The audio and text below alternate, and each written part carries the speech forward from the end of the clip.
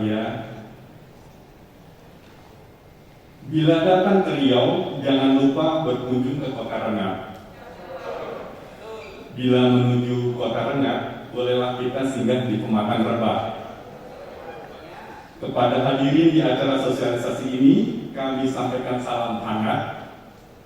Semoga dengan terselenggaranya acara ini, kemaslahatan untuk negeri kian bertambah.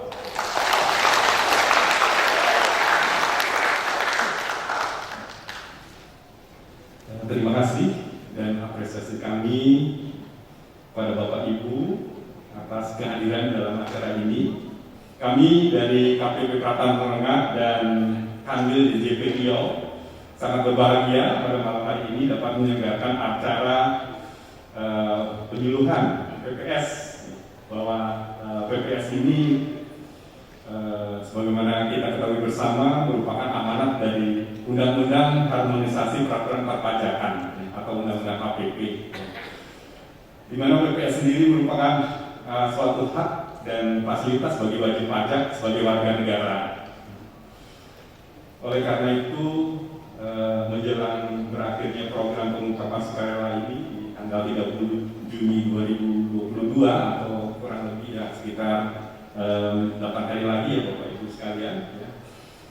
Ini kami berbahagia masih bisa berkesempatan mengingatkan kembali ya, informasi, manfaat, juga konsekuensi dari pelaksanaan PPS ya, bagi kita semua. Harapannya semoga acara pada malam hari ini dapat kita ikuti bersama ya dengan sebaik-baiknya. Perlu kiranya kami sampaikan bahwa secara garis besar bahwa PPS ini menawarkan dua kebijakan, yaitu kebijakan satu berupa pembayaran PPh final berdasarkan pengungkapan harta bersih ya, yang tidak atau belum sepenuhnya dilaporkan oleh peserta pengampunan pajak atau tax amnesty. Jadi walaupun sudah mengikuti tax amnesty, barangkali ada yang harta bersih yang belum disampaikan, diungkapkan. Ini kesempatannya untuk mengungkapkan, sehingga nanti untuk SPT tahun 2022 ini asetnya sudah bisa disampaikan secara penuh ya. Jadi terkait dengan kebijakan satu ini ya, terkait pengungkapan yaitu harta per 31 Desember 2015 ya, yang belum diungkapkan dalam tax amnesty. Untuk kebijakan satu ini tentunya dapat diikuti oleh wajib pajak badan maupun wajib pajak orang pribadi. Sementara kebijakan dua itu adalah terkait nanti pembayaran PPh final berdasarkan pengungkapan harta yang belum dilaporkan di SPT tahunan pajak penghasilan orang pribadi tahun pajak 2020 dengan basis pengungkapannya yaitu hak perolehan harta tahun 2016 sampai 2020 yang belum dilaporkan di SPT tahunan tahun pajak 2020. Untuk kebijakan dua ini ya, ini hanya diikuti oleh wajib pajak orang pribadi saja. Bapak Ibu sekalian, bahwa program PPS ini tentunya dimaksudkan untuk mendorong kepatuhan wajib pajak dan hasil PPS ini ya, berupa nanti menjadi pendapatan negara ya, itu selain untuk menambah pengamanan APBN kita ya, melalui penerimaan pajak tentunya. Ini juga diharapkan PPS ini nanti bisa mendorong investasi. Nanti terutama ya atas harta dari luar negeri yang direpatriasi dan harta dalam negeri ya, yang diinvestasikan baik dalam SBN, hilirisasi sumber daya alam atau energi terbarukan. Ini menjadi hal yang penting karena investasi ini tentunya bertujuan untuk mewujudkan peningkatan ekonomi Indonesia dalam jangka menengah maupun panjang. Jadi maksudnya untuk mendorong kinerja ekonomi nasional ya, serta memperkuat daya tahan ekonomi nasional ini ya, dalam jangka menengah dan panjang ya, dalam kancah dinamika global pada saat ini. Bapak Ibu dan saudara-saudara sekalian yang berbahagia, semoga acara sosialisasi ini kami harapkan dapat semakin lebih memberikan pemahaman kepada Bapak Ibu sekalian mengenai program PPS, ya. Dan diharapkan dapat menjadi kesempatan, ya, dan pilihan yang baik nanti bagi Bapak Ibu, ya, walaupun ini menjelang masa berakhirnya fasilitas, ya. Kami persilahkan untuk nanti memanfaatkannya, ya. Ya, ini PPS ini merupakan pengungkapan sukarela Bapak Ibu, ya. Nanti mudah-mudahan dengan apa yang disampaikan, ya, menjadi lebih jelas, ya, manfaatnya, juga konsekuensinya kita. Bukan ini pilihan, jadi bisa kita ambil boleh tidak. Namun ada konsekuensi, ya, konsekuensi yang bisa kita dapatkan kalau kita ambil, ya, juga apabila tidak kita manfaatkan. Dengan adanya sosialisasi ini, ya, kami harapkan, ya, ke depan, ya, ini sebetulnya untuk semakin kita menjalin komunikasi yang lebih baik, ya, antara wajib pajak dengan kami, ya, di KPP, dengan komunikasi yang baik, ya, ke depan ini kami harapkan tidak ada kekhawatiran lagi dan rasa takut, ya, wajib pajak, ya, terhadap masalah perpajakan. Juga diharapkan tidak terjadi dispute, ya, atas peraturan perundang-undangan perpajakan, ya. Jadi diharapkan terutama wajib pajak yang berada di KPP Pratama Rangat ini, ya, di wilayah kerja kami, itu dapat secara lebih mudah, lebih gampang memahami peraturan perpajakan, ya. Dengan demikian kami harapkan ini tentunya akan dapat meminimalisasi sengketa perpajakan, Bapak Ibu sekalian. Selanjutnya ini ada hal penting yang perlu kami sampaikan, bahwa kami berharap dan juga mengingatkan kita semua, ya, terutama dalam pelaksanaan pemenuhan hak dan kewajiban perpajakan, ya. Kami mengharapkan kita semua menjunjung nilai integritas, ya. Jangan ada gitu dari antara kita yang menciderainya, ya, melalui tindakan-tindakan yang tidak terpuji, ya. Jadi dalam kesempatan ini kami juga sampaikan kepada Bapak Ibu sekalian bahwa KPP Pratama Rangat ini terus berupaya untuk mewujudkan kantor kami sebagai zona integritas menuju wilayah bebas korupsi. Begitu kami mohon dukungan dari Bapak Ibu sekalian, para wajib pajak, ya, konsultan pajak juga di sini yang barangkali hadir, untuk bisa mendukung secara terus-menerus, ya, berkesinambungan, ya. Kita dapat terus bersinergi, saling mengingatkan, ya, dan menguatkan, ya, agar kita terhindar dari hal-hal yang tidak kita harapkan bersama. Bapak Ibu sekalian, sekali lagi saya menyampaikan apresiasi, terutama atas pemenuhan kewajiban perpajakan yang telah dilaksanakan oleh Bapak Ibu sekalian, ya. Nah, terutama juga dukungan bagi kami, ya, sehingga kantor kami ini menjadi zona integritas. Bapak Ibu sekalian, semoga Allah SWT senantiasa memberikan keberkahan, kesuksesan, kesehatan, ya, dan memberikan kekuatan untuk dapat melewati segala tantangan dan hambatan yang kita hadapi ke depan. Dan dengan mengucapkan Bismillahirrahmanirrahim, acara penyuluhan program pengungkapan sukarela, ya, dengan ini dapat kami buka. Selamat mengikuti. Dan terima kasih. Wassalamualaikum warahmatullahi wabarakatuh. Mohon maaf apabila apa yang kami sampaikan ada kesalahan, barangkali ada hal-hal yang tidak berkenan. Sekali lagi terima kasih. Demikian sambutan dari kami.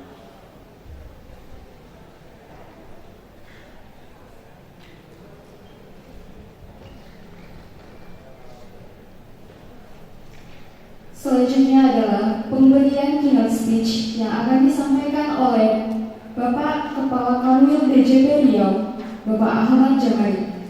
Kepada Pak Ahmad Jamari, disilakan. Bismillahirrahmanirrahim. Assalamualaikum warahmatullahi wabarakatuh. Bapak Ibu sekalian, di kesempatan malam hari ini mungkin Bapak Ibu sekalian sudah pernah mendengar atau bahkan sudah mengikuti program PPS ya. Kami mengingatkan kembali, hari ini sudah tanggal 22 ya. PPS ini masa berlakunya 1 Januari sampai dengan 30 Juni 2022. Artinya apa? Kesempatan Bapak Ibu untuk mengikuti PPS tinggal 8 hari lagi ya. Untuk itu mudah-mudahan dengan kita berkumpul di malam hari ini dapat mengingatkan kembali ya. Yang sudah ikut boleh ikut lagi, yang masih ragu-ragu ikut atau enggak segera memutuskan untuk ikut ya, sebelum waktunya habis. Bapak Ibu sekalian, sebagai bahan pengetahuan mungkin ada beberapa hal yang ingin saya sampaikan. Yang pertama mengenai dasar hukum dari PPS atau program pengungkapan sukarela. Tadi sekilas sudah disampaikan, kita sama-sama merujuk pada Undang-Undang Nomor 7 Tahun 2021 tentang harmonisasi peraturan perpajakan atau HPP, Undang-Undang HPP. Babnya banyak, diantaranya ada yang mengatur tentang KUP, tentang PPH, tentang PPN, dan yang menjadi fokus pada malam hari kita bersama adalah bab 5 tentang program pengungkapan sukarela. Ada di pasal 5 sampai dengan pasal 12 ya. Selanjutnya kita lihat asas dan tujuan. Asas dari kegiatan atau program pemerintah yang disebut sebagai PPS. Yang pertama asas keadilan, yang kedua asas kesederhanaan, yang ketiga asas efisiensi, yang keempat asas kepastian hukum, yang kelima asas kemanfaatan, dan yang terakhir asas kepentingan nasional ya. Semua asas-asas itu bertujuan tidak lain untuk yang pertama meningkatkan pertumbuhan dan mendukung percepatan pemulihan perekonomian nasional. Kita tahu hampir 3 tahun ya kita semua dilanda pandemi COVID-19. Alhamdulillah di tahun 2022 ini musibah COVID sudah melandai dan kita berharap untuk bersama COVID semakin menghilang dari Nusantara, dan tentu saja ketika COVID sudah menghilang diperlukan upaya dari kita bersama untuk memulihkan segala sendi kehidupan, perekonomian, pembangunan dan sebagainya yang sempat terhambat karena itu. Dan tentu ketika kita ingin melakukan berbagai macam pemulihan diperlukan dana yang tidak sedikit. Yang tujuan kedua adalah penerimaan negara yang dari masyarakat untuk membangun atau kita melakukan persepakatan pemulihan ekonomi diperlukan dana yang optimal untuk membiayainya. Yang ketiga tujuannya adalah untuk memberikan rasa keadilan bagi masyarakat, mewujudkan sistem perpajakan yang berkeadilan dan berkepastian hukum. Tujuan yang keempat yaitu perluasan basis pajak dengan melaksanakan reformasi administrasi, kebijakan perpajakan yang konsolidatif, dan perluasan basis pajak yang diperlukan. Kemudian yang tujuan terakhir dari program PPS ini adalah meningkatkan kepatuhan sukarela atau voluntary compliance ya. PPS sendiri kalau dalam bahasa Indonesia disebut sebagai voluntary disclosure ya, pengungkapan secara sukarela. Kemudian asal dari perubahan peraturan perpajakan yang ada di undang-undang HPP, ya, ada beberapa tadi disebut ada banyak hal, dan yang salah satunya yang kita bahas di malam hari ini adalah program pengungkapan sukarela, ya, yang tadi sudah saya sebutkan berlangsung hanya dari tanggal 1 Januari sampai dengan 30 Juni 2022. Kemudian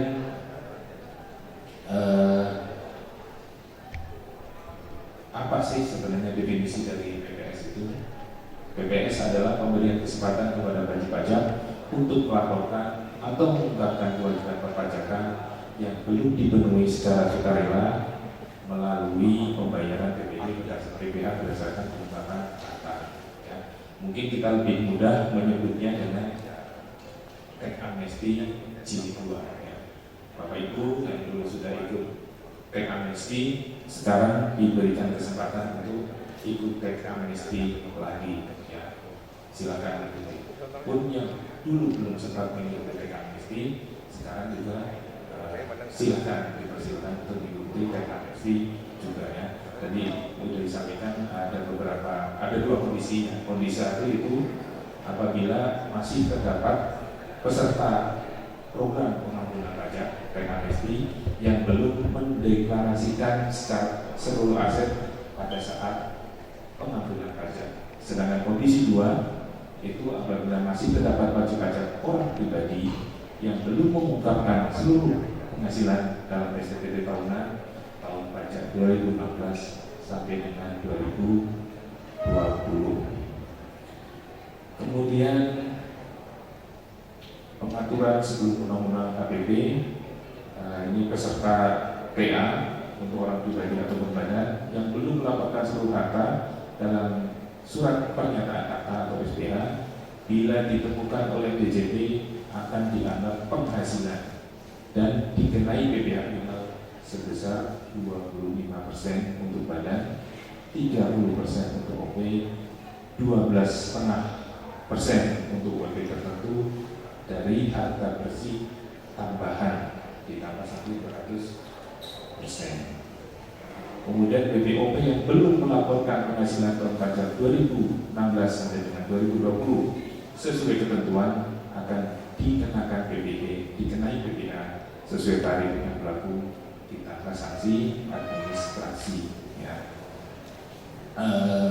Bapak Ibu sekalian, program PPS ini merupakan awal, ya, dari apa yang akan dilakukan oleh pemerintah, ya, terkait tindak lanjut dari data-data yang sudah kita kumpulkan melalui program pertukaran data secara internasional. Ya, kita melakukan kesepakatan dengan negara-negara lain untuk melakukan pertukaran data secara otomatis atau dikenal sebagai automatic exchange of information.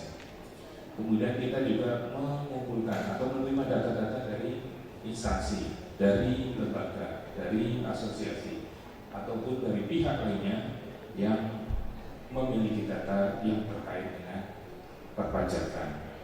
Kemudian kita juga memiliki data, ya, wajib pajak mana yang belum mengungkapkan seluruh asetnya ketika sudah berakhirnya masa teks amnesti.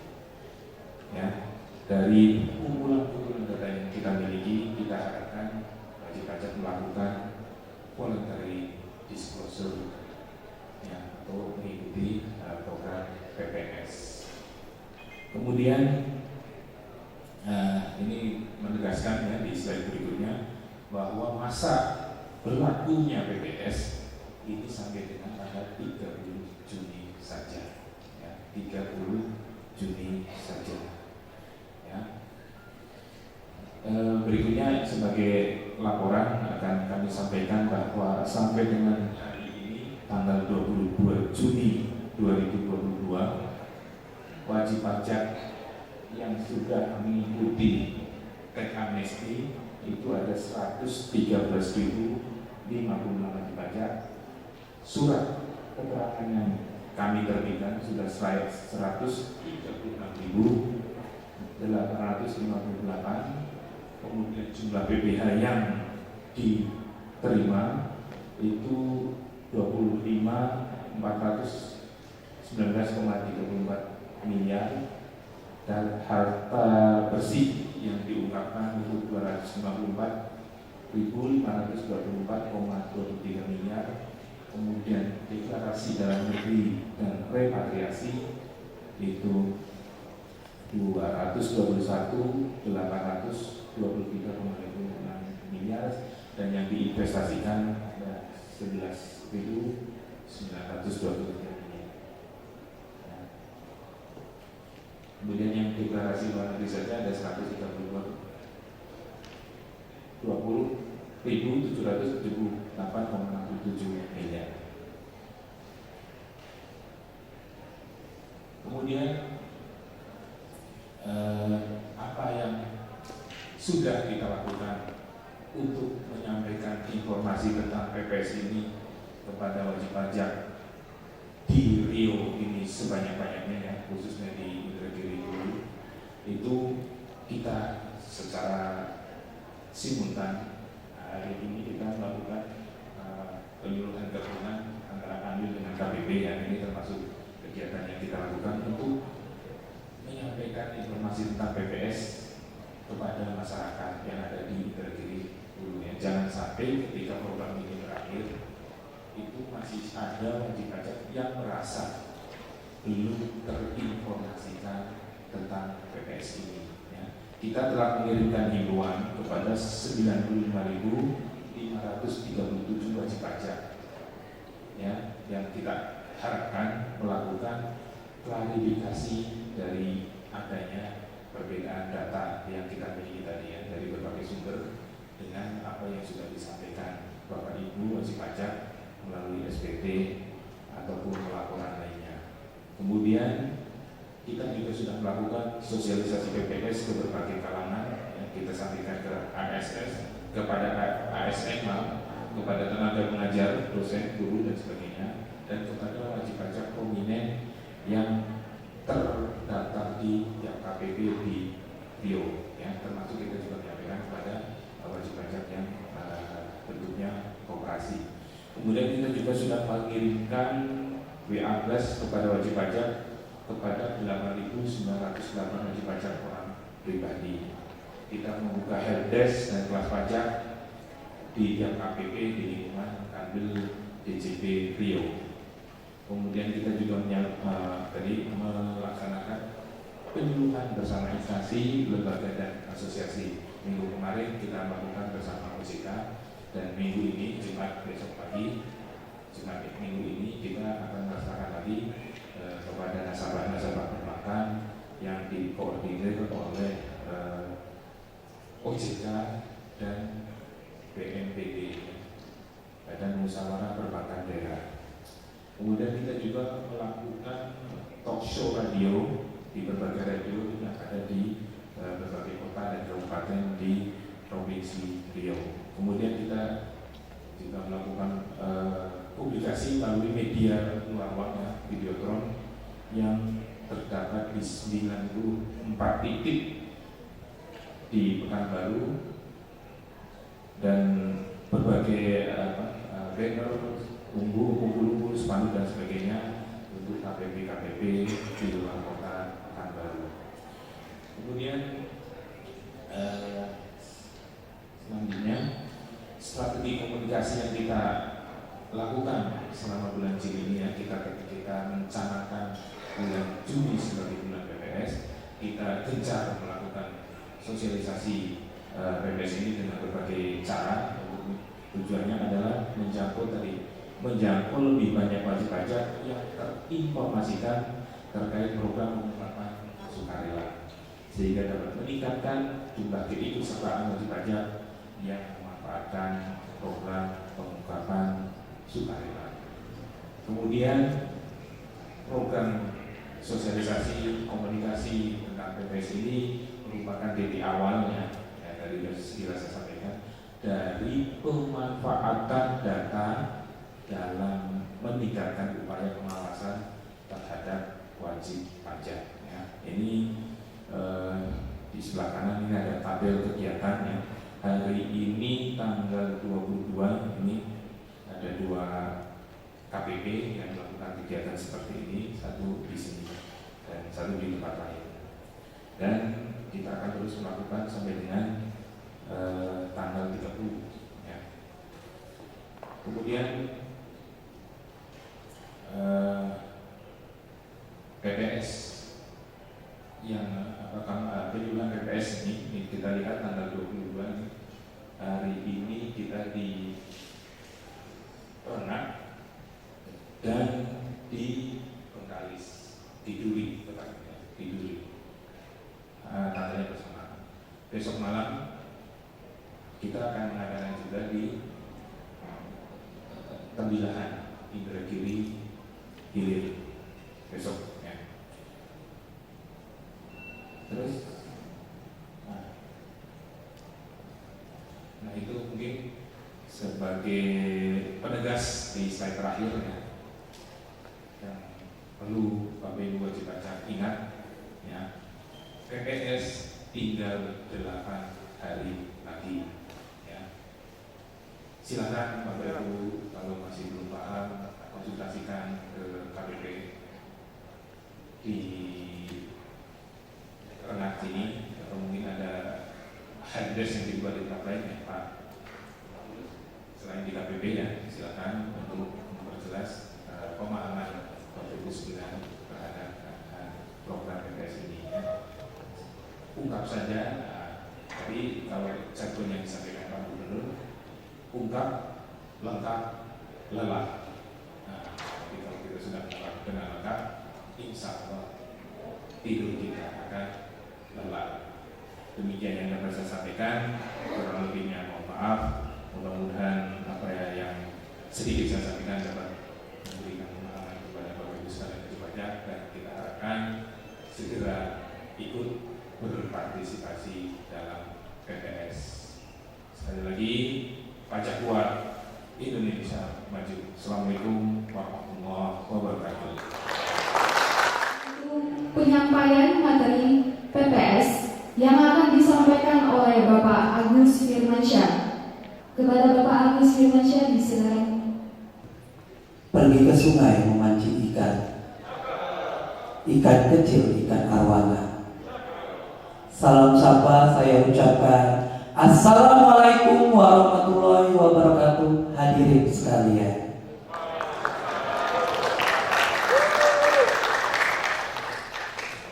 PPS itu adalah program pengungkapan sukarela atau voluntary disclosure program. Bapak Ibu sekalian, dari 1 juta uang pajak kita itu dimanfaatkan untuk apa sih? Dari pelayanan umum, aspek yang paling besar, sampai ke pariwisata. Ada pendidikan yang sangat dekat dengan kita, yaitu kegiatan olimpiade, sains, Delabos. Begitu juga ketertiban dan keamanan untuk distribusi alat militer. Begitu juga kesehatan yang kita kenal dengan KIS, dan pada 2020 yaitu ada namanya vaksin COVID-19.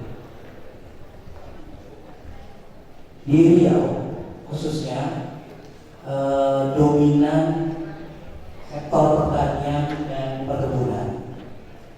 Pada 2020 dialokasikan 110,28 triliun di APBN kita. Di 2021 naik menjadi 118,79.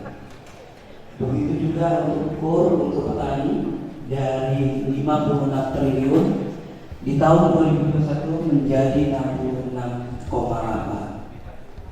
Berdasarkan data nasional, pajak dari sektor pertanian dan perkebunan telah menyumbang 11,6 triliun 2020, naik dari 2019 9,12 triliun.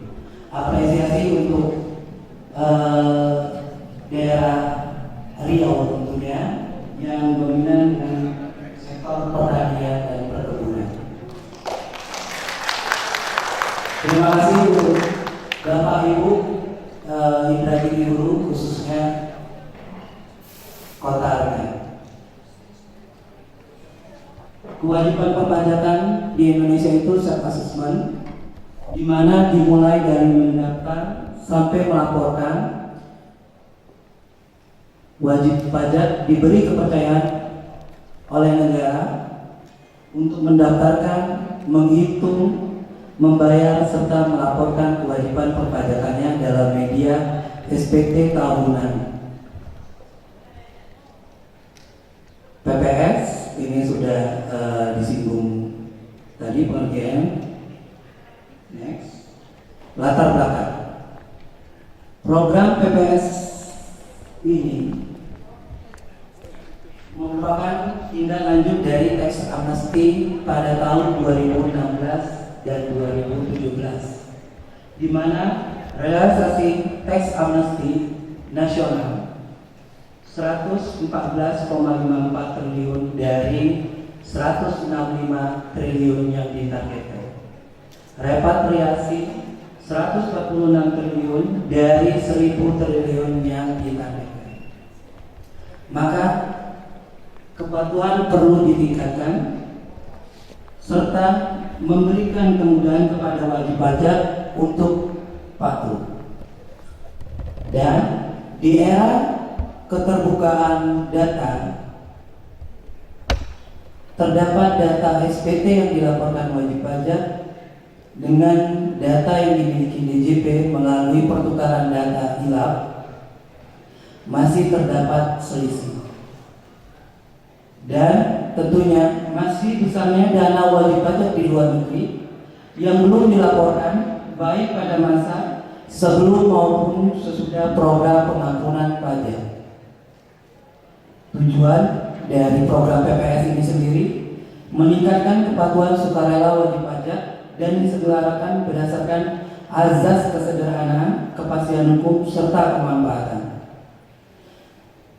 Lalu merupakan media rekonsiliasi hubungan antar negara dan wajib pajak atau rakyat melalui administrasi perpajakan.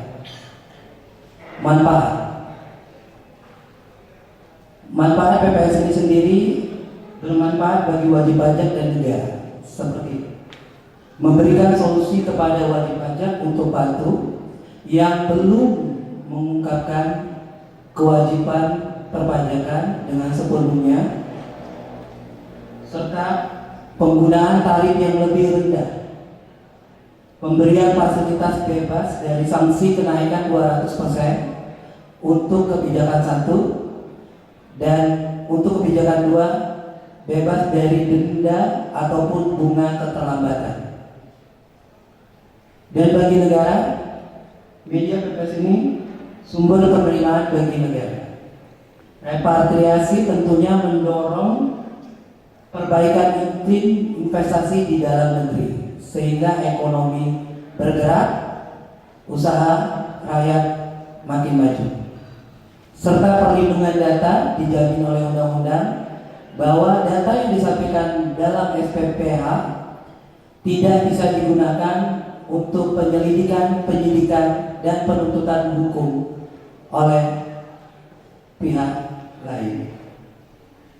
PPS ini sendiri periodenya dimulai dari 1 Januari sampai dengan 30 Juni 2022. Kebijakan 1 itu merupakan untuk peserta TA, untuk OP dan badan yang belum melaporkan sepenuhnya pada saat program TA 2016-2017 sebelumnya. Harta yang menjadi objek yaitu harta per 31 Desember 2015 yang belum diungkapkan dalam TA kemarin. Kebijakan 2 untuk wajib pajak orang pribadi yang belum melaporkan penghasilan sepenuhnya pada SPT tahunan 2016 sampai 2020. Objeknya yaitu harta perolehan 2016 sampai 2020 yang belum dilaporkan dalam SPT tahunan. Kebijakan 1 dan kebijakan 2 selama memenuhi syarat bisa diikuti oleh satu orang, baik itu wajib pajak TA pada saat dia ikut TA, kalau masih ada harta yang belum diungkapkan sepenuhnya pada saat TA, dan jika ada harta yang belum diungkapkan di SPT bisa ikut di kebijakan 2 juga. Manfaat tadi sudah saya jelaskan. Next. Kebijakan 1, tarifnya. Tarif tertinggi yaitu 11% untuk deklarasi aset luar negeri. Tarif kedua 8% repatriasi aset luar negeri dan deklarasi aset dalam negeri. Tarif terendah ketiga yaitu repatriasi aset luar negeri dan deklarasi aset luar negeri dengan syarat diinvestasikan dalam bentuk SBN, hilirisasi SDA, dan renewable energy. Ini sekilas program kebijakan 1. Nanti di sesi selanjutnya akan dijelaskan secara detail oleh rekan kita fungsional penyuluh Bapak Iksan. Ini saya singgung sedikit bahwa tarif kali nilai harta bersih. Harta bersih itu sendiri adalah harta dikurang utang sesuai undang-undang TA. Pedoman nilai harta sendiri sudah ditentukan dan konsekuensi jika kurang ungkap harta pada kebijakan 1 akan dikenai PPh final dari harta bersih tambahan dengan tarif 25% badan, 30% OP, 12,5% untuk WP tertentu. Aset yang kurang diungkap dikenai sanksi 200%. Kebijakan 2, tarif terendah kurang lebih sama syarat dan ketentuannya, tapi yang membedakan hanya tarif. Untuk tarif tertinggi deklarasi luar negeri 18%, repatriasi aset luar negeri dan deklarasi aset dalam negeri 14%, dan 12% tarif terendah repatriasi aset luar negeri dan deklarasi aset luar negeri dengan syarat diinvestasikan dalam SBN, hilirisasi SDA, dan renewable energy. Syarat dan ketentuannya bagi kebijakan 2, secara garis besar wajib pajak tidak sedang dilakukan pemeriksaan, bukti permulaan, dan penyidikan dari tahun pajak 2016 sampai 2020. Syarat umum tentunya ber-NPWP, membayar PPh final, dan menyampaikan SPT tahunan 2020. Secara garis besar, cara menghitung PPh final, tarif kali nilai harta bersih, di mana nilai harta bersih itu sendiri adalah harta dikurang pokok hutang.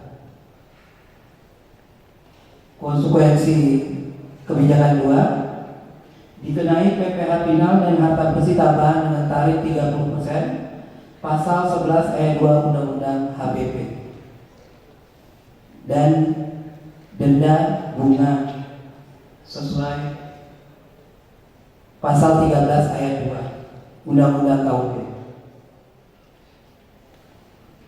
Untuk tarif kedua dan ketiga yang rendah itu ada syaratnya tadi. Pengalian repatriasi batas waktu akhir 30 September 2022, dan batas akhir penempatan investasi dalam 3 instrumen tersebut adalah 30 September 2023. Kebijakan 1, jika awan prestasi gagal investasi,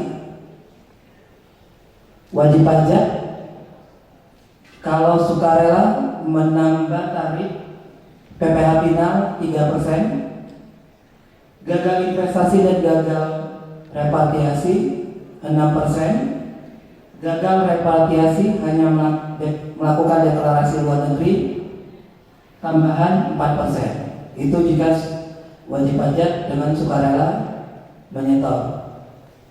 Jika setelah dilakukan himbauan, konseling dan pemeriksaan ditetapkan dalam SKPKB tarif lebih besar 1,5%. Kebijakan dua kurang lebih sama, cuma membedakan di tarif gagal investasi dan gagal repatriasi 7%. Serta gagal repatriasi hanya deklarasi luar negeri tambahan 5%. Program pengungkapan sukarela jika terjadi sengketa dapat diselesaikan melalui pengajuan gugatan kepada pengadilan pajak, upaya hukum SKPKB kurang ungkap kebijakan 2, SKPKB gagal repatriasi atau investasi dilakukan sesuai ketentuan Undang-Undang KUP. 8 hari lagi mengulang untuk ketiga kalinya. Data sementara nasional per 21 Juni sudah terdapat 104.807 wajib pajak dengan total 126.370 SPPH dengan PPh final yang sudah disetor nasional 23,5 triliun dengan nilai harta bersih yang telah dilaporkan 235,9 triliun. Terima kasih banyak atas waktu dan kesempatan yang telah diberikan kepada saya. Mohon maaf jika ada salah selama penyampaian. Pada Allah Subhanahu wa taala saya mohon ampun. Assalamualaikum warahmatullahi wabarakatuh. Penyampaian materi STPH oleh Bapak Ihsan. Kepada Pak Ihsan, dipersilakan. Assalamualaikum warahmatullahi wabarakatuh. Mungkin untuk yang materi yang kedua ini, izinkan saya menyampaikan mengenai tata cara program pengungkapan sukarela. Saya boleh turun, Pak. Nah, tadi sudah dijelaskan secara gamblang oleh Bapak Agus Firmansyah, kemudian sudah juga disampaikan oleh Kepala Kantor kami, Bapak Tulus, dan juga sudah disampaikan oleh keynote speaker Kepala Kantor Wilayah Direktorat Jenderal Pajak Riau mengenai program pengungkapan sukarela ini. Yang pertama yang ingin saya sampaikan di sini, lagi-lagi mari kita bersama memanfaatkan BPS. Ya, karena kesempatan ini kemungkinan tidak akan datang 2 kali, Bapak Ibu. Hanya kesempatan yang diberikan oleh negara hanya 6 bulan, dari 1 Januari hingga 30 Juni. Dan waktunya pun semakin semakin berkurang. Oleh karena itu, saya ingatkan kembali bahwasanya waktunya akan segera habis. Kemudian yang kedua, masih di gambar ini mungkin gambar yang sudah Bapak Ibu lihat di baliho-baliho yang ada di setiap jalan, yang mungkin di pusat perekonomian, di sekitar kantor-kantor pajak yang ada di seluruh Indonesia, mungkin Bapak Ibu. Di dalam kantor kami pun ada mengenai baliho ini. Jadi yang mau saya kedepankan di sini adalah mengenai tadi secara garis besar, secara umum sudah dijelaskan oleh keynote speaker kami. Tapi yang ingin saya garis bawahi adalah tiga asas ini, Bapak Ibu, yaitu asas gotong royong, asas keadilan, dan asas setara. Jadi dari gambar ini sebenarnya udah dapat kita lihat nih, posisi kita ini di mana gitu, Bapak Ibu. Baik kami dari pemerintahan, baik Bapak Ibu yang menjabat saat ini di pemerintahan, atau Bapak Ibu wajib pajak yang saat ini menghadiri acara ini. Jadi kita lihat bahwasanya di gambar ini pun sudah tertera gitu, sudah termaktub lah di sini secara eksplisit bahwasanya kita ini seperti menggotong sebuah rumah gitu Bapak Ibu, sebuah rumah yang bernama Indonesia gitu, yang negara yang kita cintai. Ya setiap kita ada kegiatan atau ada acara di mungkin acara pemerintahan itu pasti kita nyanyikan gitu kan Ibu Negeri, seperti tadi yang di awal acara kita nyanyikan. Makanya itulah yang ingin saya depankan saat ini Bapak Ibu. Jadi kami dari pemerintah, dari Kementerian Keuangan, dari Direktorat Jenderal Pajak memberikan program ini semata-mata seperti ini Bapak Ibu. Jadi untuk kita menggotong satu rumah bernama Indonesia gitu Bapak Ibu. Karena untuk membangun negara kita ini tidak membutuhkan dana yang tidak sedikit. Sebagai informasi, 70% dari APBN kita itu berasal dari penerimaan pajak.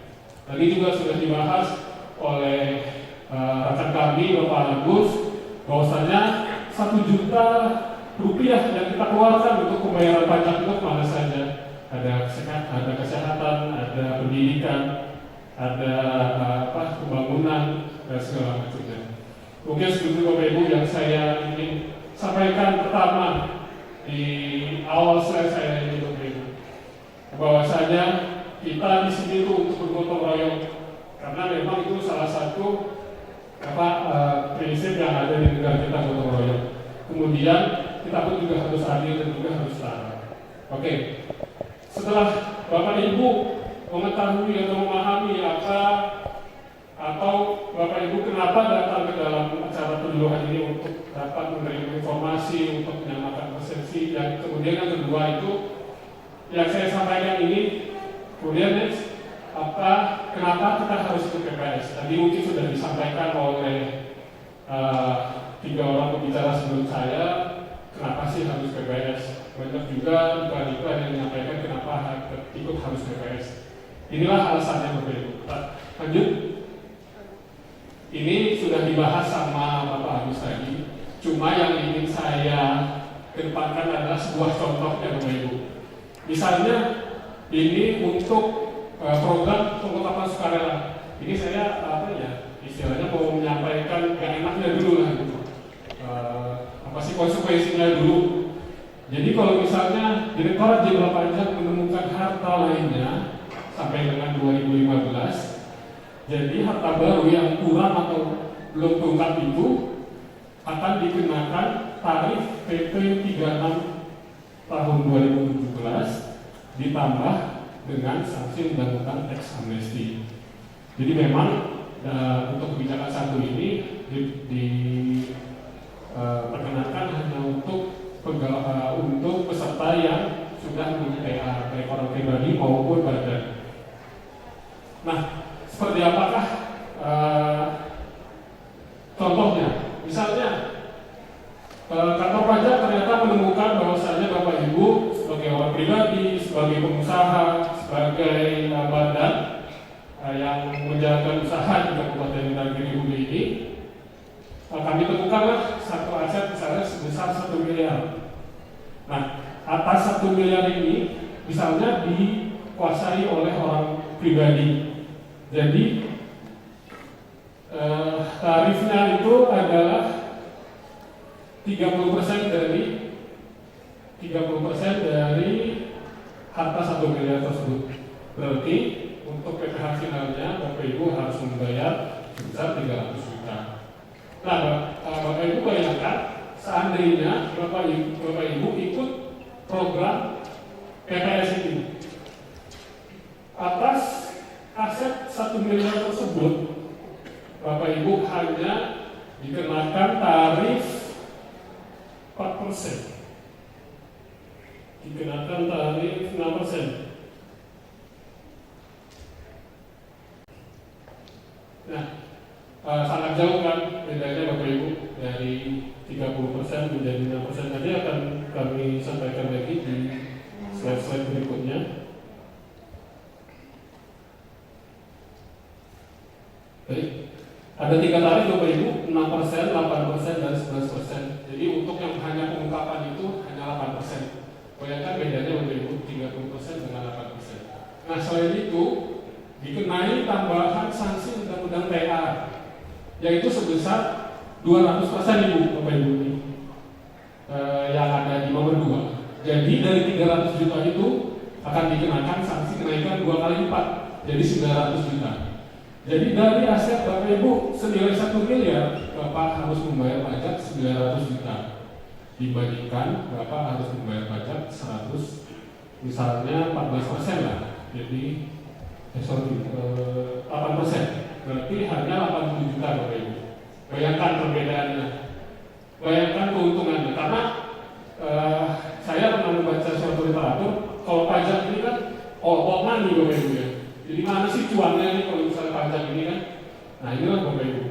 Cuannya itu, kalau misalnya Bapak Ibu itu PPS, maka perbandingan antara pernyataan harta pada saat program PPS dengan sanksi yang akan diberikan apabila kami menemukan harta yang tidak dilaporkan sangat jauh sekali Bapak Ibu. Oke, ini untuk yang program kebijakan 1. Kemudian kita lanjutkan pada program yang kebijakan 2. Lanjut. Apabila DJP menemukan harta lainnya untuk tahun pajak 2016 dan 2020 itu akan dikenakan PPh final 30% dikali dengan harta baru plus sanksi KUP. 30% sama seperti tadi. Seandainya kita punya aset 1 miliar, akan dikenakan pajak sebesar 300 juta. Dan sanksi kenaikannya, ini kita lihat Bapak Ibu. Untuk yang kedua, dikenai bunga per bulan ditambah dengan AP faktor 15%. Nah ini juga perbedaannya sangat signifikan apabila kita melihat tarif PPS yang dikenakan hanya pada saat harus membayar pada saat pengikutan program PPS, yaitu untuk kebijakan 2, 12%, 14% dan 18%. Sangat jauh sekali kan Bapak Ibu. Nah ini yang saya ingin ingatkan kembali kepada Bapak Ibu mengenai pentingnya kenapa kami harus mengadakan istilahnya, harus memberikan informasi secara terus-menerus kepada Bapak Ibu mengenai program PPS ini. Inilah kelebihannya dari program PPS ini. Nah, kemudian selanjutnya, nah itu yang sudah saya ingatkan kepada Ibu untuk mengenai program PPS ini. Kemudian saya akan masuk ke teknis yang sebenarnya memang tugas saya di sini. Jadi pertama yaitu mengenai gambaran umum pengungkapan harta atas PPS ini. Jadi yang pertama, Bapak Ibu diperkenankan untuk melakukan SPPH atau surat pengungkapan harta. Yang pertama secara online. Jadi nanti Bapak Ibu setelah melakukan pengikutan di DJP online, nanti Bapak Ibu akan mendapat yang namanya STER. Nah di sini pointer.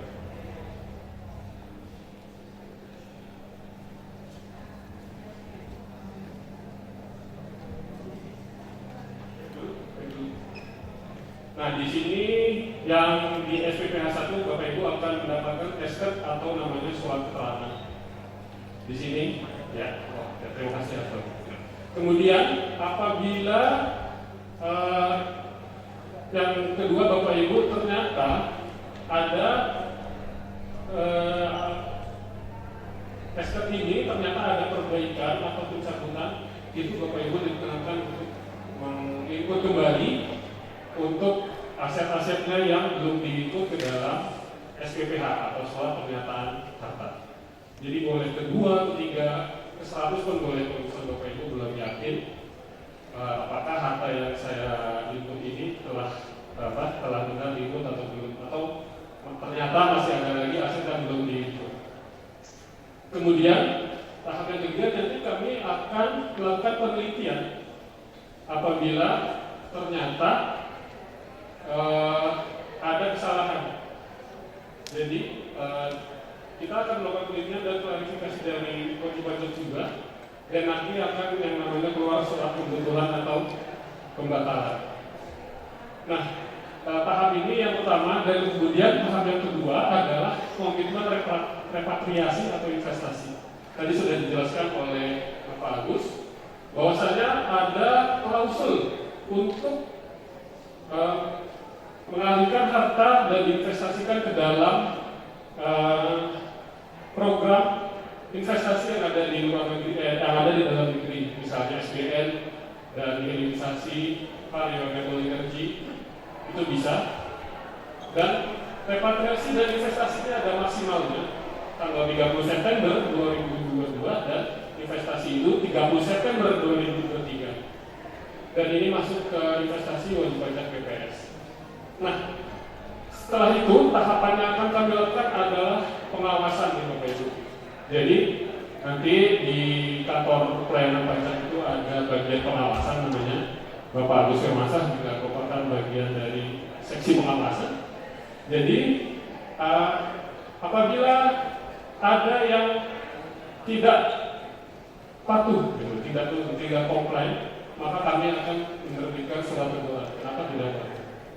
Nah, ternyata setelah maksudnya tidak patuh dalam arti setelah komitmen untuk melakukan investasi, ternyata tidak melakukan investasi. Ketika tidak patuh nih, kita tegur dan nanti akan dilakukan tambahan atas PPh final sukarela, ataupun apabila Bapak Ibu tidak bayar akan dilakukan penetapan dengan SKP KPU. Lanjut. Oke. Ini yang akses yang kedua Bapak Ibu untuk program sukarela ini kita sampaikan secara rahasia dan secara mudah dan on time. Bukan on time apa? 24 jam lah. Jadi Bapak Ibu bisa kapan aja menyampaikan surat penguapan harta ini. Jadi caranya itu dengan membentuk e-form dan sampaikan secara elektronik melalui halaman DJPO. Nanti akan saya jelaskan mengenai tata cara penginputan di dalam DJPO online ini secara singkat. Nanti apabila di sini juga kami menyediakan helpdesk di belakang sana. Jadi apabila Bapak Ibu yang masih kurang jelas mengenai detailnya mengenai program ini, boleh nanti ditanyakan ke helpdesk di belakang. Kemudian ini untuk apabila ada SPPH kasus ada kesalahan atau ada pembetulan ataupun ada penambahan harta, kita lanjut aja. Nah, Bapak Ibu juga diperkenankan untuk mencabut SPPH. Ternyata setelah Bapak Ibu input harta yang belum diungkap atau yang berniat akan diungkapkan, ternyata setelah dicek lagi, ternyata harta tersebut masuk nih di SPT tahunan. Nah, kan nggak mungkin kita double kan Pak, SPT tahunan sudah lapor, terus Bapak mengikuti program sukarela lagi. Makanya nanti Bapak akan melakukan pembetulan dengan membetulkan nilai SPPH-nya menjadi 0 rupiah. Jadi konsekuensinya, SK sebelum mencabut SPPH atau hukum, kemudian SK pada saat mencabut SPPH merupakan bukti pencabutan SPPH, kemudian wajib pajak dianggap tidak ikut PPS, kemudian wajib pajak tidak menerima manfaat dari PPS. Nah, ini nanti mungkin akan lebih dijelaskan lagi untuk materi ketiga mengenai manfaatnya. Kemudian wajib pajak tidak dapat menyampaikan kembali SPPH apabila nanti ternyata makanya nanti untuk pembetulan untuk pencabutan SPPH ini harus dipikirkan dengan matang, karena setelah kita melakukan pencabutan tidak bisa lagi kita melakukan pengungkapan harta. Kemudian putusan banding, gugatan dan atau peninjauan kembali atas wajib pajak kembali dapat ditindaklanjuti. Nah, ini merupakan salah satu keuntungannya nanti Bapak Ibu. Oke. Ini program untuk kelengkapan SPPH-nya. Jadi mungkin nanti bisa dibaca kemudian atau bisa dicari di Google. Kemudian program kebijakan 1 program pengukuran sukarela untuk kebijakan 1 cara hitungnya dan sudah dijelaskan oleh Bapak Agus Firmansyah. Sama, jadi tidak ada yang saya ingin tekankan di sini. Yang penting itu tarif dikali dengan nilai harta bersih. Kemudian penambahan nilai harta kebijakan ini juga tadi sudah dijelaskan oleh Bapak Agus. Dan kemudian untuk yang kedua, ini syarat dan ketentuannya tadi juga sudah dijelaskan, yaitu tidak sedang diperiksa, dibuka 2016 sampai dengan 2030 tidak dilakukan penyidikan, proses peradilan atau menjalani tindak pidana di bidang perpajakan. Jadi syarat umumnya sama seperti tadi. Kemudian ini berlaku untuk PPH, untuk PPH maupun untuk UPN.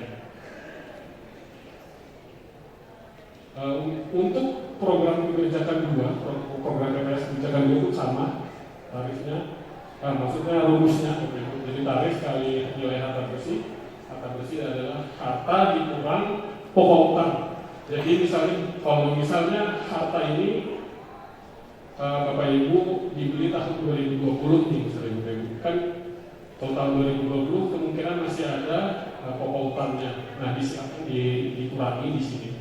Bisa dikurangi. Jadi misalnya harga 1 miliar ternyata utangnya 500 juta, maka 500 juta lah yang akan diungkapkan. Seperti itu. Jadi tadi ada juga nilai nominal ataupun harga perolehannya. Jadi nanti diatur juga mengenai utang-utang yang bisa dikeluarkan dalam program pembukaan sukarela.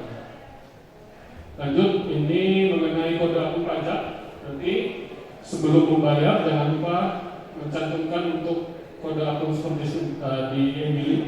Ini teknis Bapak Ibu. Jadi untuk kode billingnya 427.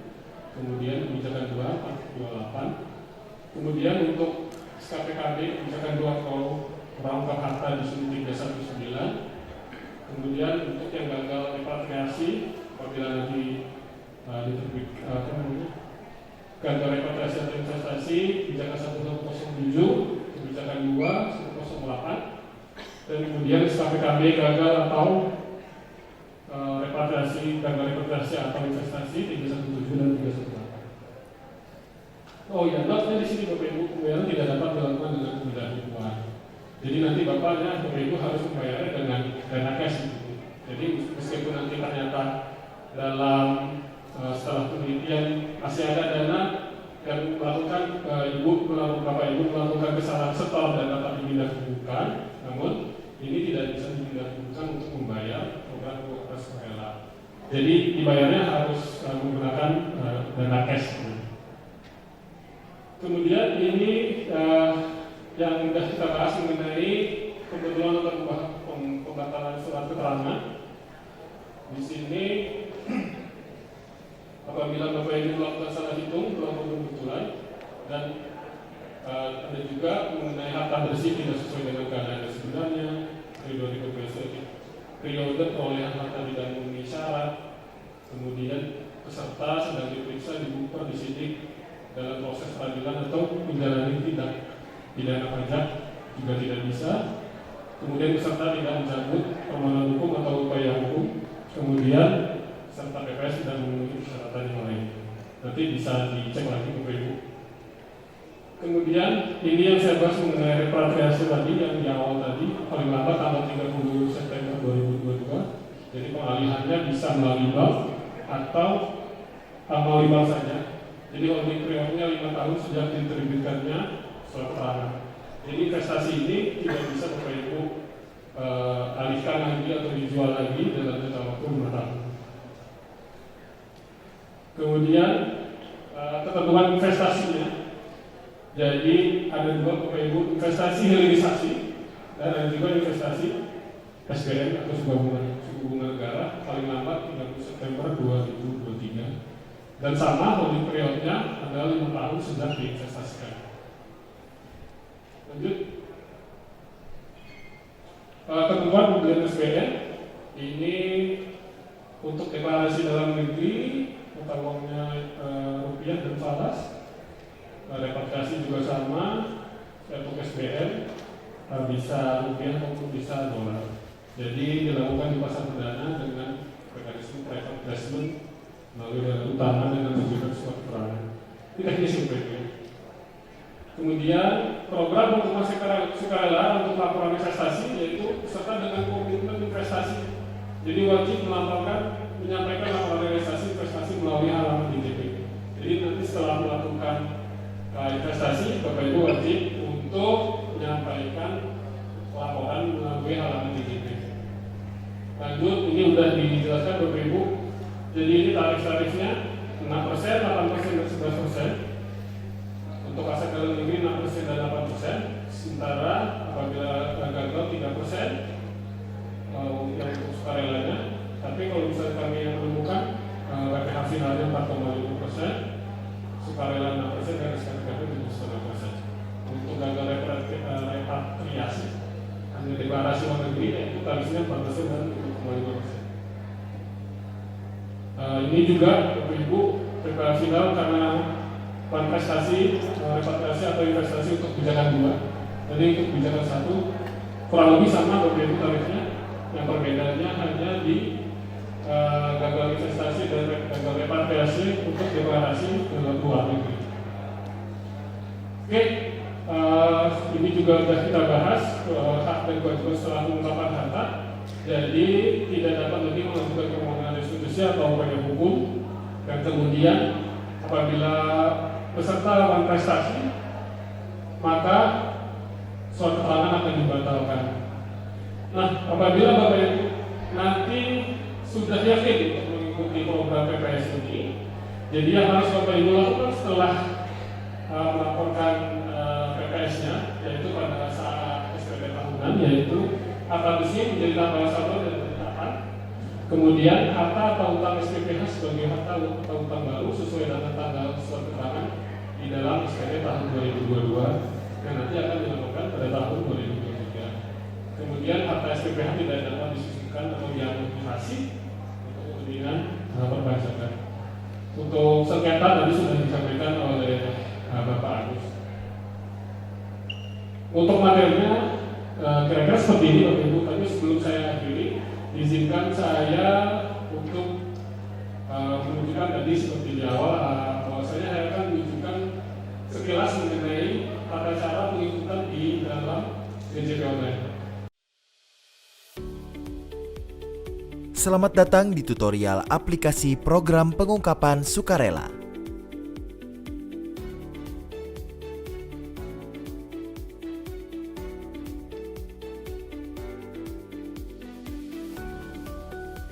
Pertama, Anda harus login ke halaman aplikasi pengungkapan sukarela.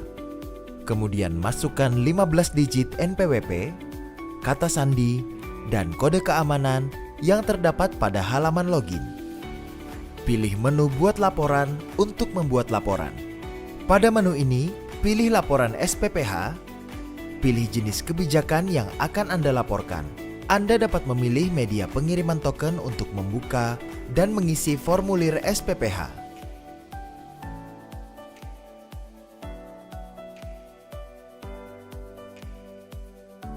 Anda dapat pindah ke menu unduh viewer.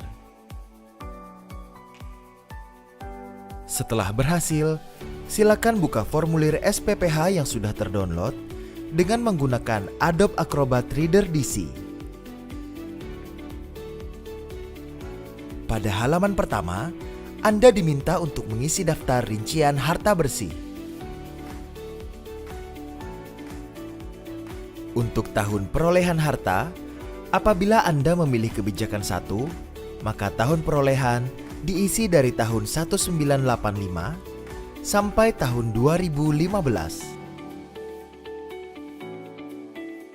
Untuk kebijakan 2, maka tahun perolehan diisi dari tahun 2016 sampai 2020.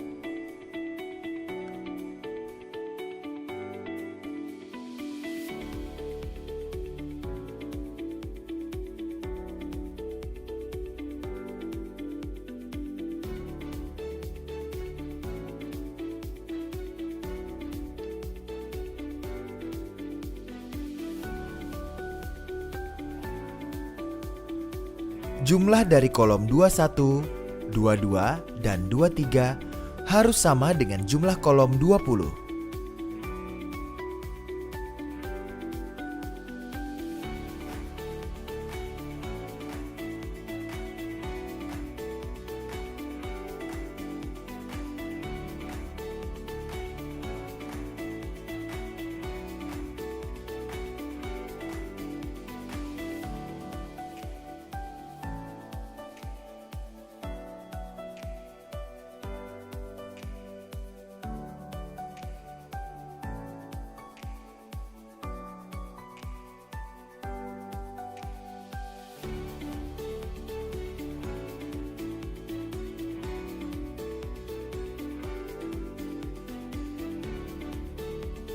Pada daftar utang, kolom nomor urut harta terkait diisi pada nomor urut pada tabel daftar rincian data.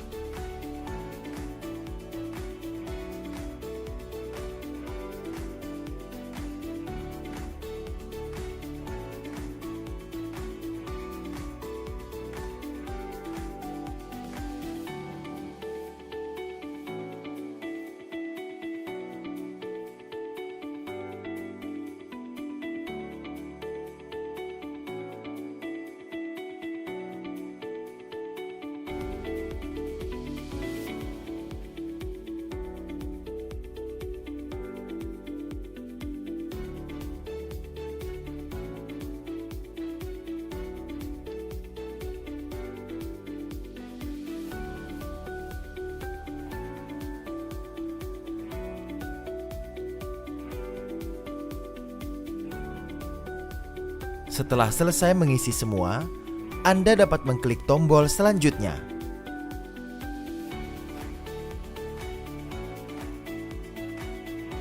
Lalu Anda dapat mengisi kolom identitas yang berwarna putih.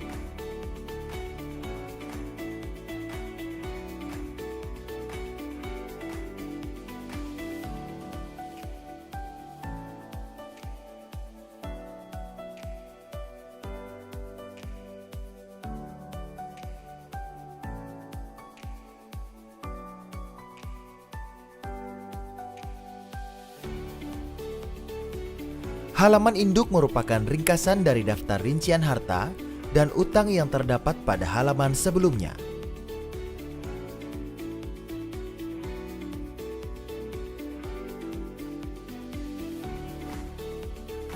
Setelah Anda selesai mengisi semua, silakan klik kirim.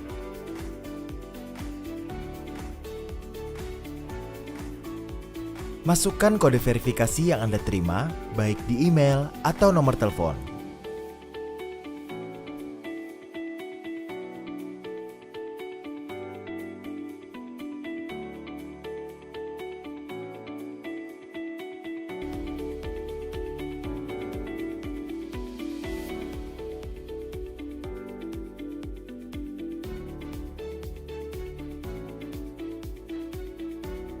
Setelah berhasil mengirim formulir SPPH, Anda dapat kembali ke laman landing page aplikasi program pengungkapan sukarela. Ringkasan SPPH yang Anda kirim dapat dilihat kembali pada menu draft. Terdapat beberapa tombol, yaitu lihat detail SPPH, pembayaran, kirim data SPPH, dan hapus SPPH. Selanjutnya, Anda dapat membuat kode billing apabila masih memiliki kurang bayar pajak.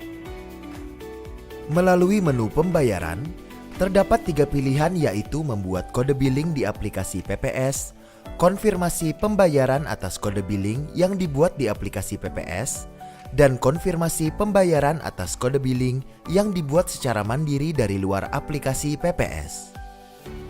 Pembuatan kode billing dapat dilakukan dari aplikasi PPS atau secara mandiri melalui aplikasi e-billing.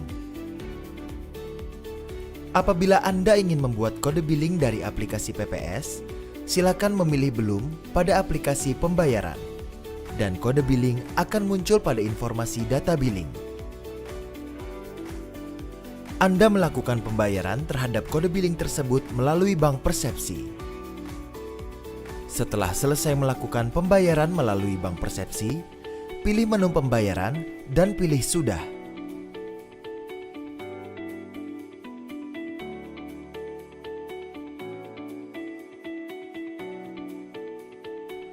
Setelah melakukan pembayaran atas kode billing yang dibuat pada aplikasi PPS, pembayaran Anda akan diverifikasi oleh sistem. Apabila jumlah pembayaran Anda sudah sesuai dengan jumlah kurang bayar yang terdapat pada aplikasi, maka Anda dapat mengirim SPPH melalui tombol kirim SPPH pada menu draft.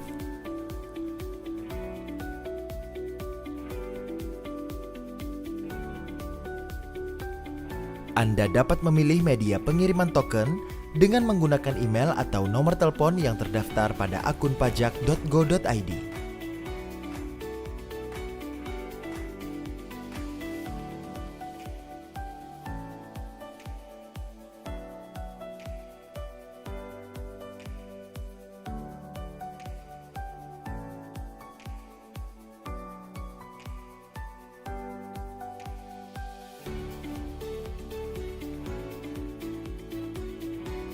Selanjutnya Anda dapat memasukkan kode verifikasi yang Anda terima, baik melalui email atau nomor telepon.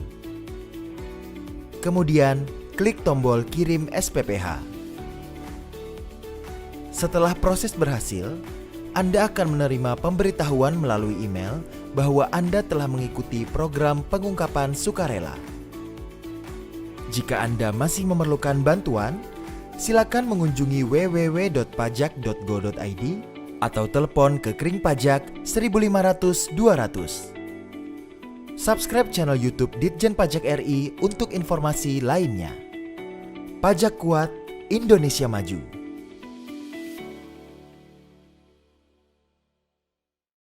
Dengan berakhirnya video ini, berakhir juga materi dari saya. Nanti akan dilanjutkan oleh materi ketiga, kemudian nanti akan ada juga tanya jawab berikutnya.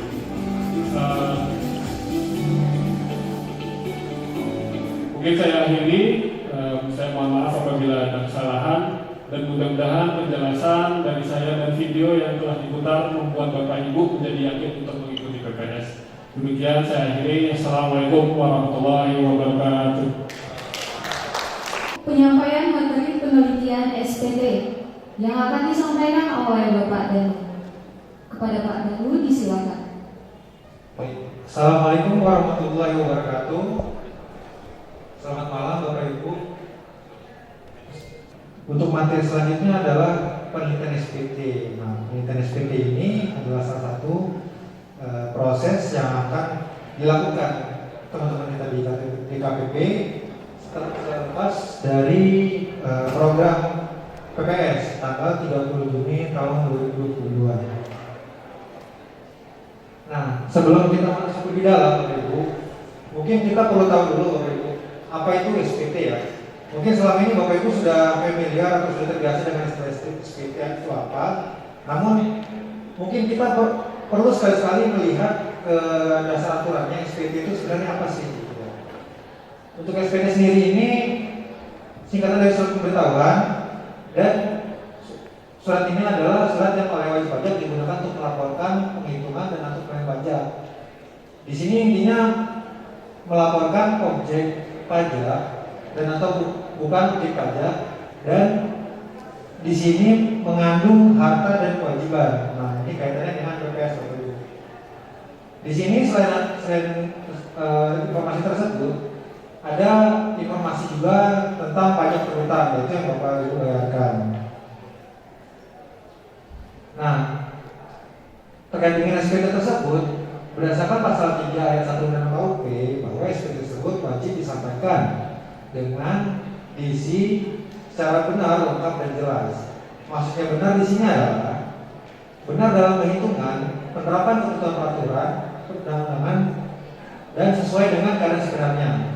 Selain itu, lengkap adalah memuat semua unsur-unsur yang berkaitan dengan objek pajak, unsur lain, dan jelas adalah maksudnya melaporkan asal-usul dari sumber objek pajak tersebut. Next. Lalu pasca PPS tanggal 30 Juni, apa yang terjadi? Kita di sini di DJP berdasarkan undang-undang diberikan kewenangan untuk mengakses informasi keuangan dengan tujuan input penerimaan negara. Amanat ini disampaikan berdasarkan Undang-Undang Nomor 9 Tahun 2017. Sebelumnya diatur melalui Perpu. Ini adalah cuplikan-cuplikan pasal-pasalnya Bapak Ibu terkait dengan kewenangan yang diberikan kepada Direktur Jenderal Pajak terkait dengan akses informasi.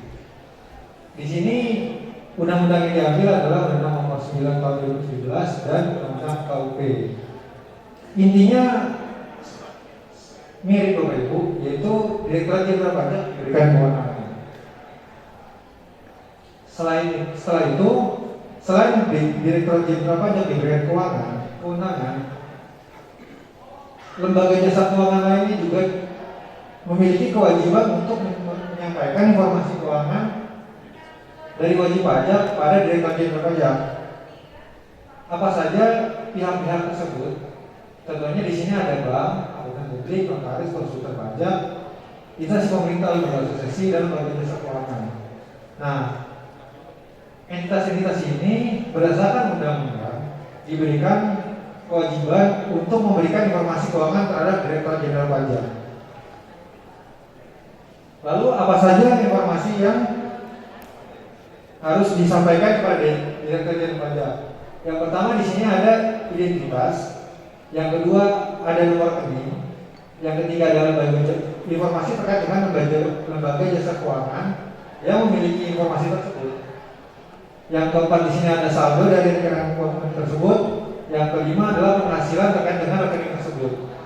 Informasi ini diatur dalam undang-undang juga Bapak Ibu. Lalu terkait dengan informasi keuangan tersebut, kewajiban untuk merahasiakan informasi ditiadakan dengan atas permintaan tentu dari Menteri Keuangan. Di sini juga kewenangan tersebut diatur lagi melalui undang-undang Bapak Ibu.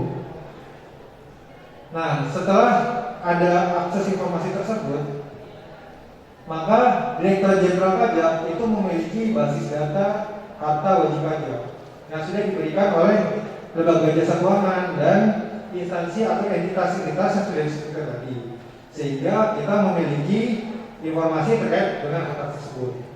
Lalu setelah program ini, aset tersebut akan disandingkan kembali dengan SPT tahunan yang telah atau belum disampaikan oleh Bapak Ibu sebagai wajib pajak melalui penelitian SPT yang mungkin nanti akan diakomodasi oleh teman-teman kita di pengawasan.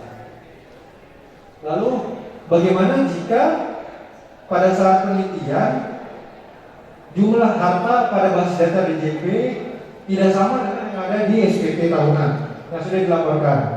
Maka DJP kita dengan pajak akan mengkonfirmasi kepada wajib pajak terkait dengan selisih tersebut melalui pengawasan atau SPDK, surat permintaan pengetahuan dan keterangan. Nah, lalu setelah disurati, maka Bapak Ibu dapat memberikan respon. Namun jika surat tersebut tidak direspon dengan atau tidak terkonfirmasi dengan jelas terkait dengan data tersebut, maka data tersebut dapat diusulkan pemeriksaan. Lalu di pemeriksaan apa yang kita kerjakan? Di pemeriksaan itu kami menghimpun dan mengolah data, keterangan dan atau bukti. Di sini kita mengumpulkan semua informasi terkait dengan kegiatan usaha Bapak Ibu untuk menentukan berapa penghasilannya dan ujungnya menghitung pajak yang berhutang. Yang mana dilaksanakan secara objektif dan profesional berdasarkan standar suatu standar pemeriksaan dengan tujuan menguji kepatuhan pemenuhan kewajiban perpajakan. Lalu bagaimana jika pada saat diperiksa data dari wajib pajak itu tidak dapat disampaikan atau tidak dapat ditunjukkan? Maka di sini kembali dari undang-undang kami Direktorat Jenderal Pajak diberikan kewenangan apabila wajib pajak yang diperiksa tidak dapat memenuhi permintaan sebagaimana dimaksud dalam pasal 29, yaitu kewajiban untuk memperlihatkan menunjukkan bukti catatan dan dokumen terkait dengan kegiatan usaha, maka Direktorat Jenderal Pajak dapat menghitung secara jabatan. Maksudnya secara jabatan di sini adalah penghitungan pajak yang dilakukan itu berdasarkan data, masih tetap berdasarkan data, namun data yang diperoleh itu berdasarkan diperoleh dari pihak-pihak lain selain wajib pajak yang dianggap memiliki informasi terkait dengan kegiatan usaha dari wajib pajak tersebut yang relevan. Dan di sini atas pembuktian dari perhitungan tersebut akan dibebankan kepada wajib pajak. Lalu ini sebagai simulasi saja Bapak Ibu, apabila ada seorang wajib pajak itu memberikan aset sebesar 1 miliar yang belum diungkap.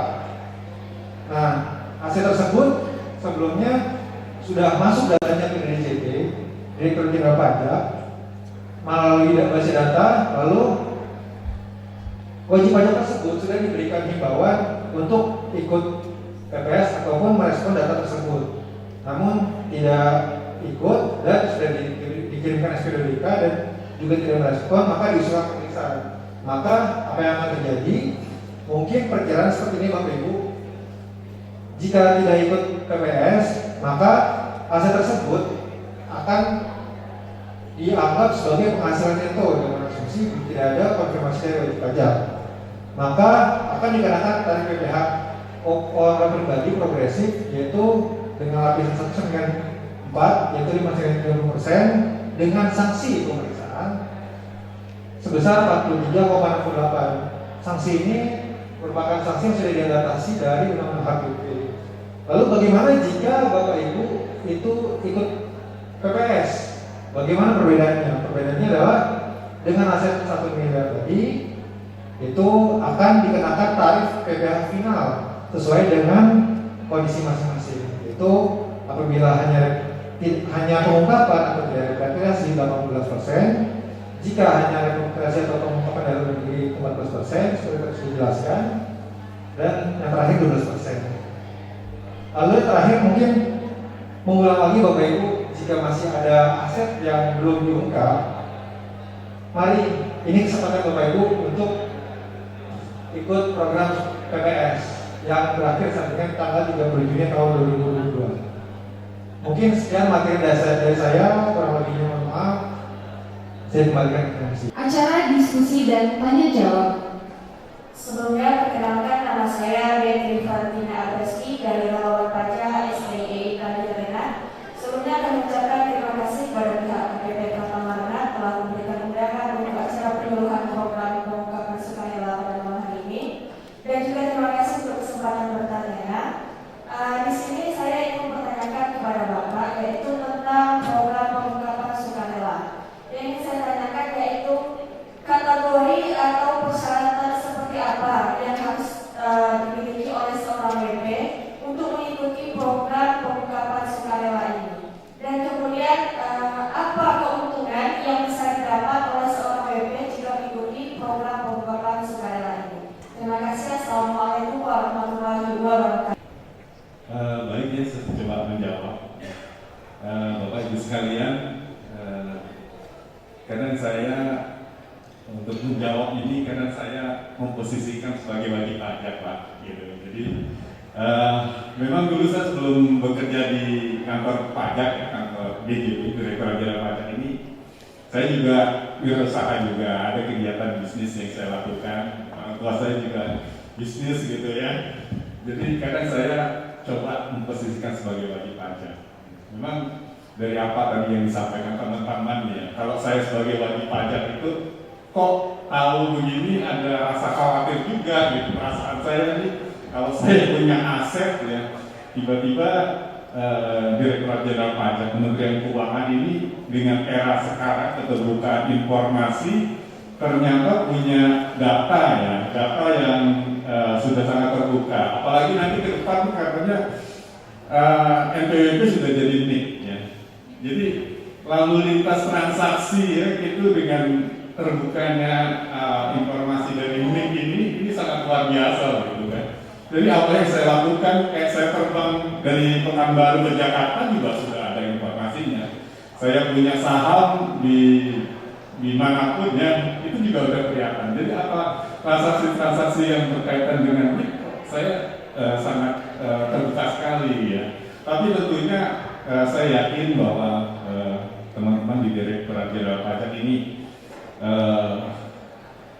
memiliki memiliki ketentuan ya, sudah memiliki ketentuan yang juga dibatasi oleh undang-undang terkait kerahasiaan data. Jadi data saya ini rasanya aman juga gitu kan. Saya punya rekening koran di bank, yaitu tidak mungkin disalahgunakan lah oleh teman-teman di Direktorat Jenderal Pajak.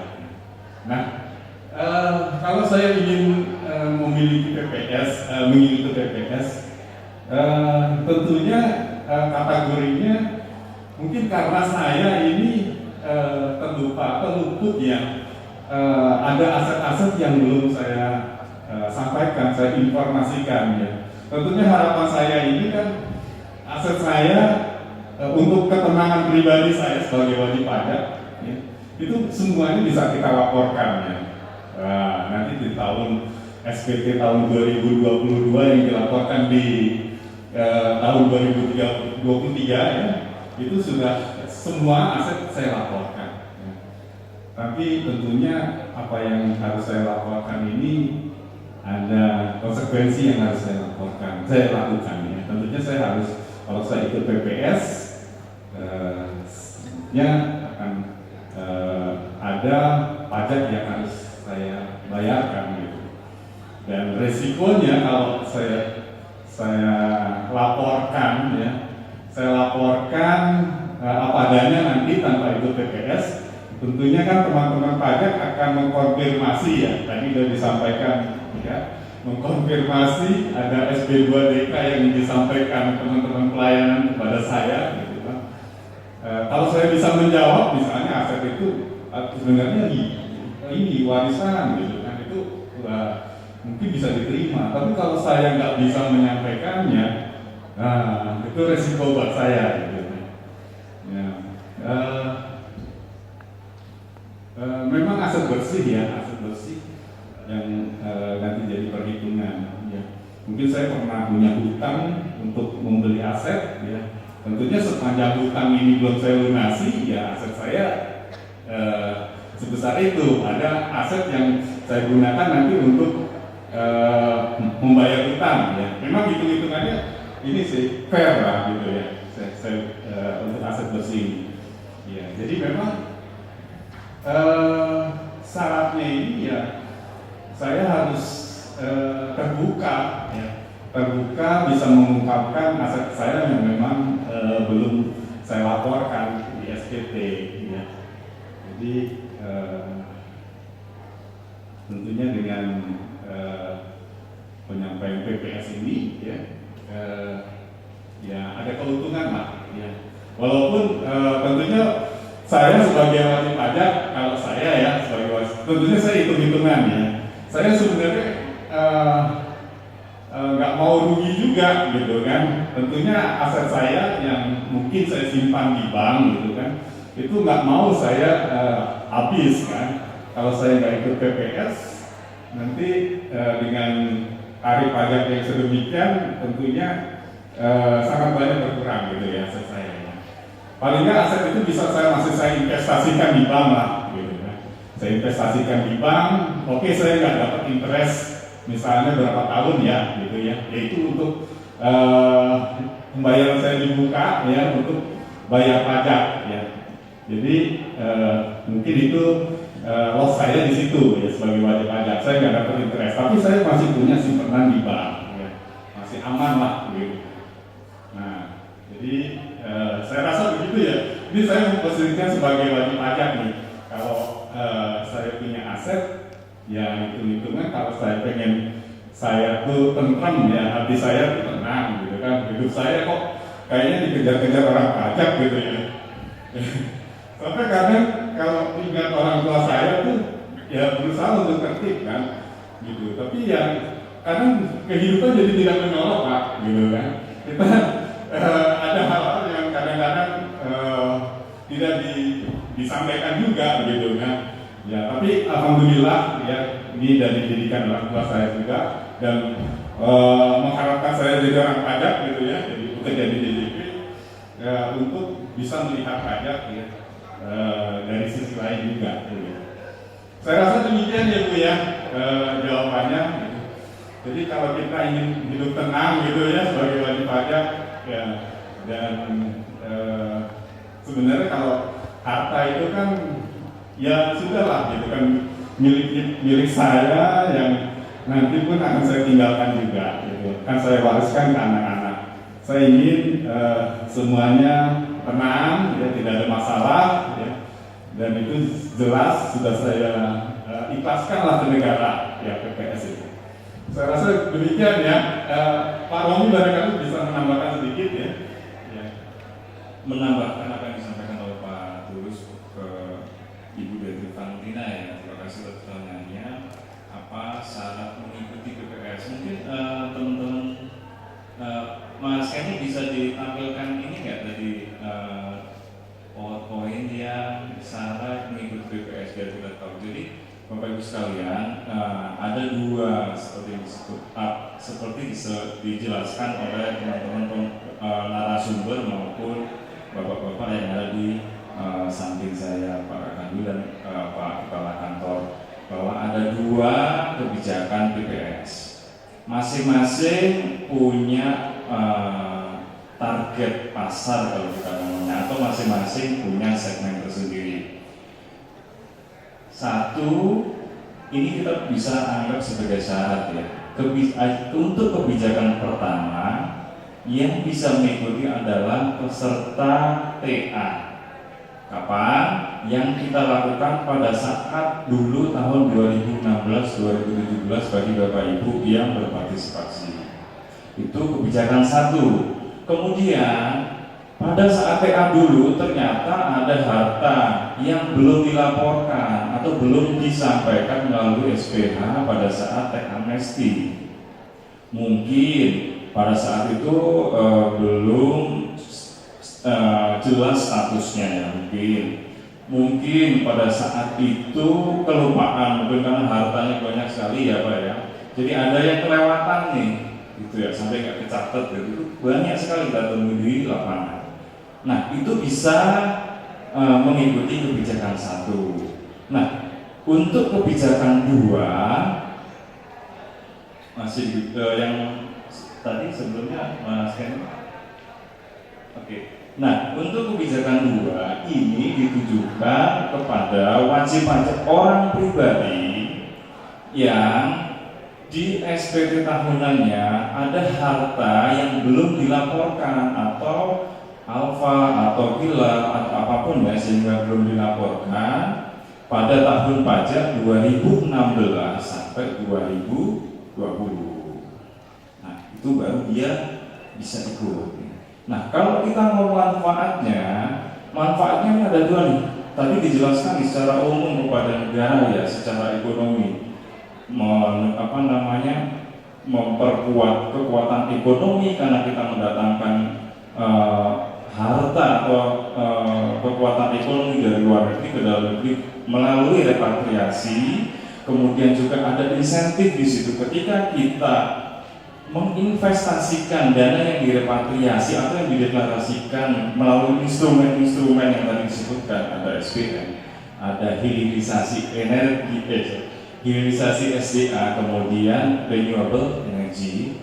Itu artinya manfaat secara umum bagi negara nih, secara umum yang bisa kita rasakan bersama. Nah, untuk wajib pajak sendiri Bapak Ibu sekalian, tentu saja manfaatnya yang pertama adalah 1. Nah, tarif PPS lebih rendah dibandingkan dengan PP 36. Nggak kelihatan.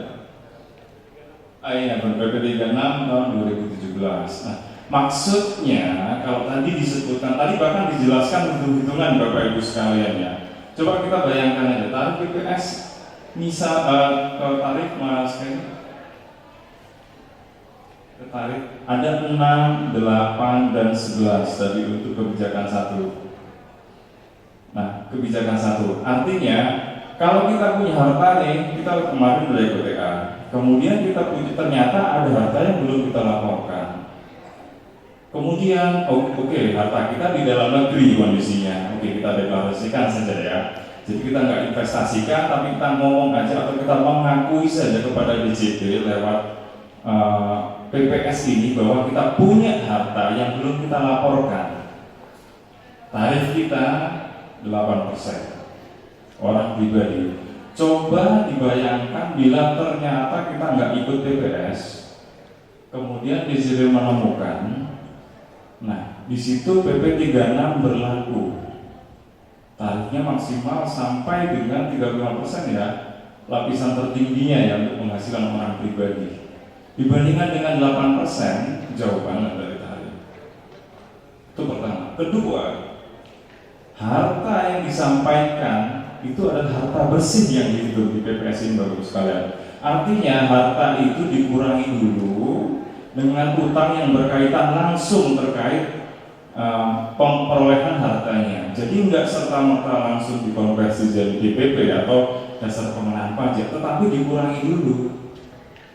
Nah, nantinya kalau kita nggak ikut BPS, tapi kemudian ada harta ditemukan oleh DJP, karena tadi seperti dijelaskan Pak Tulus, keterbukaan data dari pihak ketiga dari instansi terkait, itu dendanya berlapis-lapis. Kalau bisa kita lihat, yang pertama tuh dikenai PPh final dari harta bersih tambahan dengan tarif, nah itu Bapak Ibu sekalian ada 25, 30 dan 12,5% untuk BPH tertentu, ditambah dengan